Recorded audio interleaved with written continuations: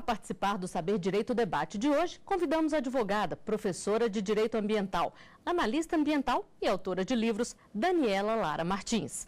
Seja bem-vinda, professora, ao nosso programa. Eu queria começar perguntando para a senhora se essa é uma área que tem sido cada vez mais procurada, se as pessoas estão mais atentas ao direito ambiental hoje em dia. O direito ambiental, ele tem sido mais requisitado nos últimos tempos. Para se ter uma ideia, quando eu fiz a graduação, não se tinha essa disciplina na universidade, e hoje, na faculdade, e hoje essa disciplina já consta em determinadas faculdades e em algumas faculdades como obrigatória e em outras como optativa. Mas em nível de pós-graduação, de mestrado, tem sido muito procurada e os profissionais da área têm sido muito requisitados. E falta profissional no mercado de trabalho, especialista nessa área, que tenha conhecimento do direito ambiental, das peculiaridades hoje em dia. E é muito requisitado esse tipo de profissional, o profissional que atue nessa área. E o que levou a senhora a buscar esta área? É uma longa história. Eu comecei a fazer estágio num escritório especializado em direito minerário e ambiental em Belo Horizonte, minha cidade. E a partir de então, a partir do 7º período da faculdade, eu não parei mais de estudar direito ambiental e minerário. E me apaixonei pelo direito ambiental e percebi que é um campo vastíssimo do direito, que precisa de estudo diário e com afinco, não se pode parar de estudar, e é uma matéria multidisciplinar que não envolve apenas a questão jurídica, principalmente a questão técnica, nem no que se refere ao direito ambiental. E é uma área muito pobre de profissionais para atuar. Bom, a senhora falou que é uma área pobre de profissionais. Acho que isso porque as pessoas estão procurando mais o direito ambiental, levando mais em consideração, né? A gente ouve muito falar das áreas de preservação permanente. Qual a importância de preservação dessas áreas, professora? Bom, as áreas de preservação permanente, elas são disciplinadas pelo Código Florestal, né? E elas devem ser protegidas porque hoje em dia se vivencia a questão da crise dos recursos hídricos, né? E justamente as áreas de preservação permanente são as áreas que são responsáveis por preservar os recursos hídricos. Então, quando se preserva, por exemplo, uma área de preservação permanente denominada mata ciliar, que fica ao redor dos cursos de água, se preserva o recurso hídrico, se preserva a estabilidade do solo. Então, é fundamental preservar uma área de preservação permanente. Como se deixa destruir uma nascente, né? Então, isso aí é uma área de preservação permanente. Então, quando se fala, eu vou preservar uma área, vou proteger uma área de preservação permanente. Na verdade, eu estou preservando todo um entorno e estou preservando indiretamente vários outros recursos naturais. O que pode acontecer legalmente com quem não preserva essas matas ciliares? Olha, a responsabilidade, aí nós temos 2 pontos, né? Quem deixa de preservar e quem destrói, né? Quem deixa de preservar vai ter que recuperar, né? Se o proprietário de uma propriedade particular tiver a sua área de preservação permanente destruída, ele vai ser obrigado a recuperar aquela área de preservação permanente. E é interessante que o próprio governo, ele incentiva a preservação dessas áreas. Tem um programa, até inclusive no estado de Minas Gerais, que é denominado, é um pagamento por serviços ambientais, que é denominado Bolsa Verde, que paga-se ao proprietário que queira preservar essas áreas em torno de nascente. O governo destina uma quantia específica em dinheiro para que ele preserve as nascentes, os entornos dos cursos de água. Então, em outros países, em outros estados, existem já essa consciência, né? Eu não sei se aqui em Brasília já tem alguma coisa relativa a isso.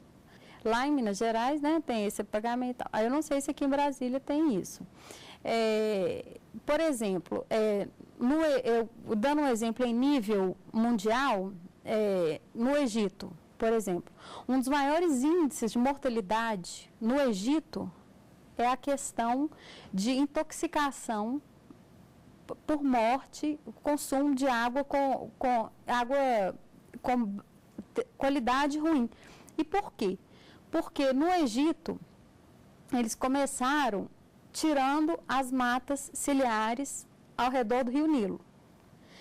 Posteriormente, começou o depósito de lixo naqueles locais perto do Rio Nilo. E agora o rio está tão poluído que a população do Egito não tem acesso mais à água própria para consumo. Então, o índice de mortalidade lá está altíssimo. Existem pessoas que ingerem a água lá e dentro de uma semana morrem. Porque nós temos que tomar cuidado para não acontecer aqui, né, professora? Agora, falando um pouquinho do racionamento de água, essa preservação das matas ciliares, das áreas de preservação, isso ajuda a evitar essa crise que nós estamos vivendo? Sim, contribui para que diminua esse problema da crise hídrica. Não que só isso vá resolver o problema, mas isso tem de um ponto extremamente positivo. Por quê? É extremamente positivo. Porque a partir do momento em que você preserva as matas ao redor dos rios, você impede, por exemplo, que se tenha um assoreamento de um rio. O que é o assoreamento? É evitar que se leve areia, material para dentro do leito do rio, né? Então, é muito importante preservar essas áreas. E qual é o impacto das unidades de conservação nesse problema do racionamento de água? Quando se cria as unidades de conservação, visa-se a proteger espaços que são importantes para que haja recarga de recursos hídricos, né? A recarga para que haja o reabastecimento, onde tem a nascente de água, onde que se reabasteçam os rios, onde haja o fluxo gênico. Então, quando se criam essas unidades de conservação, dependendo de cada tipo de unidade de conservação que existe, né, dentro dos 12 tipos que existem dentro do nosso sistema brasileiro, cada tipo de unidade de conservação que vai ser criado vai agir de uma forma positiva para que se mantenham os mananciais de águas de determinada região. Um aspecto importante que eu acho que vale a pena comentar aqui é a questão de quando se tem um empreendimento que causa impacto ambiental em determinada área, às vezes há necessidade de se implantar uma unidade de conservação de proteção, destinar recursos para a unidade de conservação de proteção integral, para que se mantenha essa unidade de conservação de proteção integral. Mantendo essa unidade de conservação de proteção integral, mantém-se toda a riqueza hídrica do local, toda a riqueza da flora e da fauna do local. Então, quanto maior o número de unidades de conservação tiver naquele local, quanto mais as unidades de conservação se comunicarem, quanto maiores forem os corredores ecológicos, quanto maior for o mosaico, quanto maior o número de unidades, formando mosaicos de unidades de conservação, melhor será para que se tenha uma boa qualidade de recurso hídrico no local. Com isso pode anular também os efeitos da obra que foi nociva. Anular é um pouco difícil, mas pode-se mitigar aquele impacto causado pela obra, né? Bom, nós vamos a um rápido intervalo. Em instantes estaremos de volta para debatermos mais com a professora Daniela Lara Martins.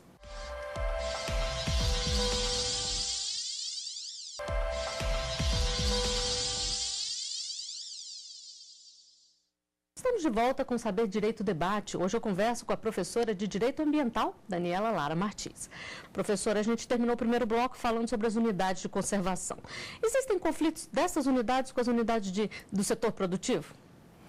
Bom, o que acontece é que o setor produtivo, às vezes, tem que destinar uma certa quantia em dinheiro para as unidades de conservação. E, às vezes, determinado setor produtivo deseja explorar determinado tipo de recurso em determinado local, onde exista uma rigidez locacional naquele local. E existem determinados tipos de recursos que só afloram em determinados locais. E, às vezes, existe uma unidade de conservação em local. Por exemplo, uma unidade de conservação de uso sustentável num município X. E existe um empreendedor que queira minerar naquela unidade de conservação. Aí, cabe ao direito verificar, é possível ou não minerar em unidade de conservação. Aí, nós vamos ver, é uma unidade de conservação de proteção integral? Se for de proteção integral, nós vamos ter que ver se é uma unidade de conservação de uso sustentável. Se for de uso sustentável, nós vamos ter que ver. E se essa atividade mineral for ter que implicar no impacto, se for ter que implicar na desafetação de uma unidade de conservação? São coisas que acontecem diariamente na atividade, no exercício da atividade do empreendedor e do ponto de vista jurídico também. Sim, e da existência da unidade de conservação, né? E que tem que ser pesados até em nome do princípio do desenvolvimento sustentável, né? Que o desenvolvimento sustentável ele não quer que fique estagnada a economia e não quer também que a natureza seja degradada. Busca-se aliar o desenvolvimento econômico ao desenvolvimento ambiental, né? Então, os conflitos, eles surgem, sim, mas eles têm que ser resolvidos da melhor forma possível. Então, busca-se no direito resolver esses conflitos. Professora, e o novo Código Florestal Brasileiro, ele trouxe mudanças positivas? Sim. O novo Código Florestal, ele trouxe pontos positivos e trouxe pontos também negativos, né? Então, ele deve ser analisado sob vários aspectos. Ele deve ser analisado dentro do aspecto, nem tudo é só positivo, nem tudo é só negativo, né? Então, dentro do ponto de vista positivo, tem-se que o Código Florestal ele trouxe a preservação de novas áreas que não eram previstas pelo antigo Código Florestal, né? Ele trouxe também a possibilidade de se preservar novas áreas. Então, existem pontos positivos que foram trazidos pelo novo Código Florestal, sim. E como a legislação ambiental brasileira é vista se a gente comparar com a legislação de outros países? É uma legislação avançada? Bom, essa questão da legislação ambiental brasileira, ela é avançada, sim. O que acontece aqui dentro, em nível de Brasil, é a questão da operacionalização da legislação ambiental. O que nós temos que verificar no que diz respeito à legislação ambiental é a questão casuística. O que interessa para aquele local específico. Se nós formos verificar, adequar a legislação ambiental, por exemplo, para a França, a legislação ambiental brasileira para a França, ela não vai servir muito. Por quê? O Brasil é um país eminentemente movido a carvão, ainda. Né? Nós temos, o Brasil é rico em minério, a siderurgia é forte no Brasil e usa-se muito a lenha para fazer o carvão na siderurgia, para fazer o carvão para ser utilizado na siderurgia. Então, a legislação ambiental florestal aqui no Brasil é rica, né?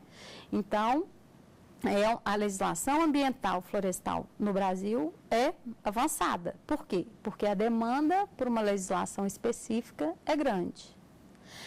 E na França, tem floresta para ser explorada na França? Não tem. Então, se nós formos olhar desse ponto de vista, né, não é tão avançada. Então, a questão é olhar casuisticamente. Então, existem pontos que o Brasil está à frente do que a França, por exemplo. E existem pontos que nós, sim, vamos pegar da França ou de qualquer outro país europeu. Né? Professora, só para a gente encerrar esse bloco aqui, como saber se uma área é de preservação ambiental? Como saber se ela é uma área se ela é um espaço territorial especialmente protegido? Exato. Tá. Nós vamos ter que ir na lei, né? Nós vamos ter que fazer uma consulta. Tem os sites do governo disponibiliza, se for uma unidade de conservação, tem um cadastro nacional de unidades de conservação, né? Agora, se for uma área de preservação permanente, nós vamos ter que fazer uma pesquisa nos órgãos ambientais locais. E é bom fazer essa pesquisa antes de construir ou de sair desmatando, né? Não pode construir em área de proteção. Atualmente não pode, sob pena de ter que destruir o que foi construído e ainda responder civil e administrativamente. Nós vamos para um rápido intervalo, em instantes estaremos de volta com Saber Direito Debate.